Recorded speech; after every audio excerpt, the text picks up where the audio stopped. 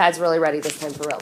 Okay, so determine the final price for each of the following. So if a $12 DVD is taxed at 8.5%, how much is that DVD going to actually cost? Now remember, there's 4 steps in order to complete increase, decrease. Okay? So the first step is to start at what?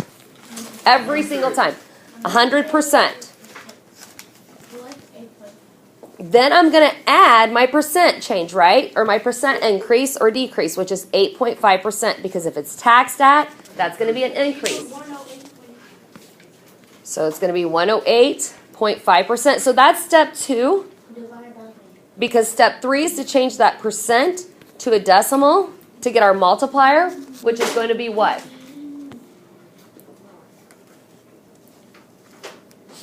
It's going to be 1.085. And I'm going to circle that. Now, for this particular problem, I'm going to only have one multiplier because I only have 1% increase or decrease. So that means I'm ready for step 4. Step 4 tells me I need to take the original amount, which is $12, and multiply it by the, yeah. So we're going to take $12 times 1.085. Huh? 1302 even? So it's going to be $13.02. Y'all agree? I don't have a calculator, so if somebody else got something else, right? We can use this lesson. Okay. Yes. The second one here is going to be, so with that DVD, you guys are going to need a DVD player. So a $119 DVD player is discounted 30%, and then it's taxed at 8.5%. So how many percent increase or decreases am I going to have here? 2. So how many times am I going to do steps 1 through 3? Okay. So my first percent change or percent increase or decrease is going to be discounted 30%. Discounted means, say it again. Yeah, subtract. It's going to be a decrease. And then taxed at is going to be a add, an increase. Okay. So, Mike, what do I do for step 1? 100% plus 8.5. Okay, 0.5%. So Mike's doing our increase first. He's doing our tax at 8.5%, which is fine. It does not matter which order you do them. So Mike, what's 100% plus 8.5%? 100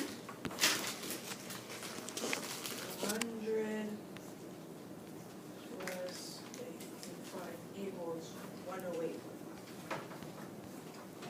And that's a percent. So after I do step 1 and step 2, my step 3 is to change that percent to a by. Divide. So what's 108.5% divided by 100?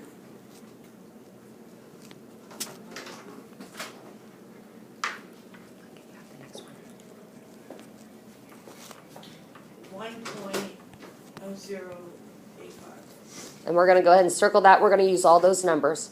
Okay, Kelly's going to get our second multiplier for us. So Kelly, I start at what? Okay. And what's my other percent increase or decrease that I'm going to need to figure out? 30%. Discounted 30%. So is that going to be add or subtract? So I'm going to take 100% minus 30%, which equals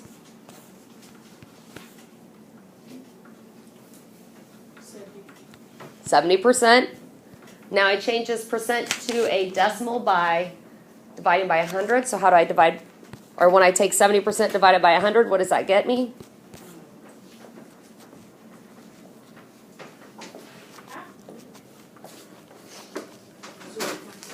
0.7. I'm going to circle this. This is my second multiplier I'm going to use. So once I find my percent increase and decreases, I found my 2 multipliers, what's my last step that I need to do? Deja?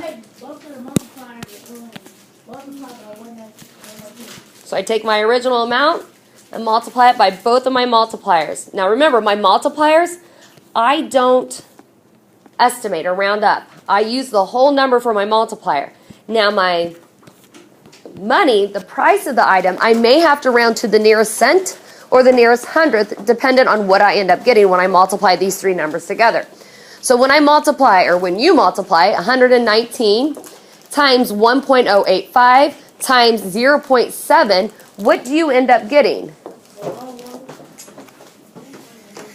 I get 90.3805. What'd you get? 90.3805. I just can't hear you again. 90.3805. 90.3805, you all get that? I want to be on 90.38.